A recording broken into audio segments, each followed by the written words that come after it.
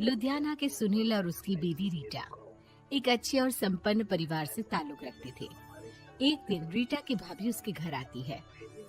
रीटा, तुझे तो पता है तेरा भाई कुछ नहीं करता, ऊपर से 2 बच्चों की जिम्मेदारी, बेटी भी बड़ी हो गई है। तू तो बुआ है, कुछ मदद कर सकती है तो कर देना। कहाँ पैसे हैं भाभी, बस समझ लो किसी तरह हम लोग भी दिन काट रहे हैं। 2 ही तो कार है और मेरी बेटी भी बड़ी हो रही है। अब उसके लिए कार लेनी है तो 10 लाख का खर्चा तो लग ही जाएगा। तभी वहाँ सुनील आ जाता है। अरे शशि, क्या है, तू हमेशा पैसों के लिए परेशान क्यों रहती है? वैसे क्या जरूरत थी बेटी की शादी इतने बड़े घर में तय करने की? अरे पैसे नहीं थे तो ऐसे ही कर देती कहीं शादी। इतने बड़े होटल में क्यों कर रही है शादी? लेकिन यहाँ तो मामला शादी का है, डेट तय है। दरअसल तेरे भतीजे के पीएफ के पैसे आने हैं, पर उसमें देर हो रही है। जैसे ही पैसे आ जाएंगे मैं तेरे अकाउंट में डलवा दूंगी। ठीक है, हम लोग सोचकर बताएंगे। तभी वहाँ भतीजा आ जाता है।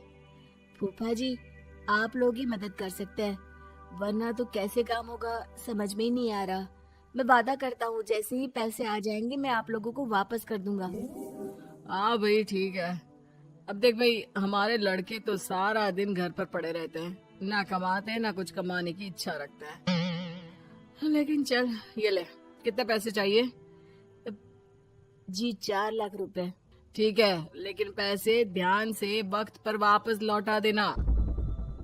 सुनील मुसीबत के वक्त बीवी के भतीजे की मदद तो कर देता है, लेकिन उन लोगों के जाने के बाद देख ले रीटा, तेरे मायके वालों ने मांगा तो दे दिया, वरना इन लोगों का मुझे कोई भरोसा नहीं है। अरे क्यों भरोसा नहीं है? इससे पहले तो कभी इन लोगों ने आपसे मदद भी नहीं ली। हाँ, ली तो नहीं, लेकिन पैसे की किल्लत ही रहती है ना इन लोगों के पास। अरे ठीक है ना, नहीं लौटा पाए तो भतीजे के ससुराल से निकाल देंगे। सुना है बड़े घर में शादी हो रही है। सुनील और रीटा पैसे तो दे देते हैं, लेकिन अगले रोज ही। हाँ भाई साले साहब, क्या हाल है? ठीक हूँ जीजा जी।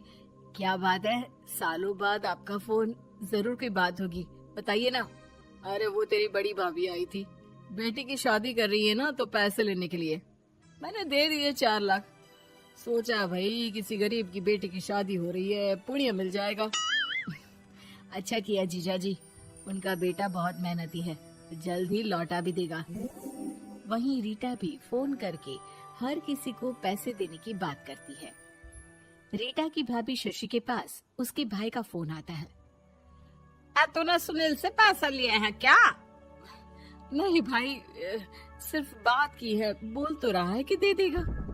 वो लोग मदद करने वालों में से नहीं है, और मदद कर भी दे लेकिन समाज में गा गा कर हालत बुरी कर देते हैं। अब गाने दीजिए ना भाई, मैं क्या कर सकती हूँ, मेरे पास कोई ऑप्शन भी तो नहीं है। बेटी की अगले हफ्ते शादी जो है। शशि की बेटी की शादी हो जाती है, लेकिन शादी के 1 महीने बाद ही सुनील का फोन भतीजे के पास आता है। हाँ भाई, शादी तो हो गई हम लोगों की दुआ से। अब देख, ऐसा ही फायदा होता है पैसे वाले रिश्तेदार हो तो। तेरे वक्त पर हम कैसे खड़े हो गए थे, लेकिन अब पैसा लौटा दे भाई। जी, मैंने पीएफ के लिए अप्लाई कर दिया था, उसकी नोटिफिकेशंस मैं आपको भी भेज देता हूँ। मुझे लगता है 10 दिन में पैसे आ जाना चाहिए। जैसे ही पैसा आएगा मैं आपके अकाउंट में डाल दूंगा। और ना जी ना, कोई नोटिफिकेशन नहीं चाहिए, पैसा चाहिए, पैसा। ठीक है अंकल, बस 10 दिन का समय दे दीजिए। अभी हफ्ता भी पूरा नहीं होता कि भतीजे के पास उसके गांव के दूर के चाचा का फोन आता है। अरे बेटा, क्या बात है, सुनील के कोई पैसे ले रखे हैं तो दे क्यों नहीं देता? हाँ चाचा जी, बात तो हुई थी, 10 दिन का वक्त मांगा है, उम्मीद है हो ही जाएगा। अरे फोन कर रहा है, रोज बता रहा था कि बेटी की शादी में मदद की थी। अब क्या है ना, भले ही शादी 10 दिन रोक देते, लेकिन सुनील से मदद नहीं लेनी चाहिए थी। याद है ना, मधु की मदद करके कितना बदनाम कर दिया था उसने पूरे घर को सोसाइटी में। हाँ चाचा जी, मैं भी यही सोच रहा था कि उन लोगों से मदद नहीं लेनी चाहिए थी। कई लोगों के फोन आ चुके हैं। वहीं रीटा अपनी भाभी को फोन कर देती है। क्या है भाभी, कब पैसे लौटाओगी? पता है ना ये कितना बोल रहे थे, तुम्हारे बोलने पर मैंने पैसे दिए हैं। भाभी अब तो आपके बेटे की कार बेच दो और हम लोगों के पैसे दे दो। अरे लेकिन रीटा, बात तो 3 महीने की हुई थी ना, अभी तो 2 महीने भी नहीं हुए पैसा लिए, थोड़ा तो सब्र करो। नहीं नहीं भाभी, वैसे मेरा बेटा टिक्कू आ रहा है आप लोगों के घर रहने के लिए, उसको अच्छे से खिलाना पिलाना, समझी। भाभी को समझ में नहीं आता कि वो क्या करे। वो बेटे से बात करती है। अरे माँ, इन लोगों से मदद लेकर सच में बहुत बड़ी गलती कर दी। मुझे खुद समझ में नहीं आता कि कैसे इन लोगों के पैसे जल्द से जल्द दे दूं। तभी डोरबेल बजती है और रीटा का बेटा टिक्कू घर में आता है। आओ बेटा, मामी के घर पहली बार आए हो रहने। आप पापा बोल रहे थे कि आप लोग पैसे का ब्याज तो दे नहीं पाओगे, तो तब तक मैं यहीं रह लूं। और हाँ, मैं एसी के बिना नहीं सो पाता। आप लोग अपना देख लेना और पैसे जल्दी लौटा देना, क्योंकि मैं थोड़ा जल्दी जाना चाहता हूँ। रीटा का फोन शशि के पास आता है। भाभी, पैसे कब तक दोगे? बेटी की विदाई के बाद शशि के घर का माहौल बिल्कुल बदल जाता है। वो हर वक्त बेटे से उसके पीएफ के पैसे पूछती, और पीएफ यानी कि सरकारी काम। आजकल में पूरा 1 महीना और बीत जाता है। भाभी, मैं और ये अमेरिका जा रहे हैं, घूमने के लिए पैसों की बहुत जरूरत है। रीटा, मैं पूरी कोशिश कर रही हूँ कि जल्द से जल्द पैसे का इंतजाम कर दूं, लेकिन पक्का नहीं बोल सकती। तभी सुनील का फोन भतीजे के पास आता है।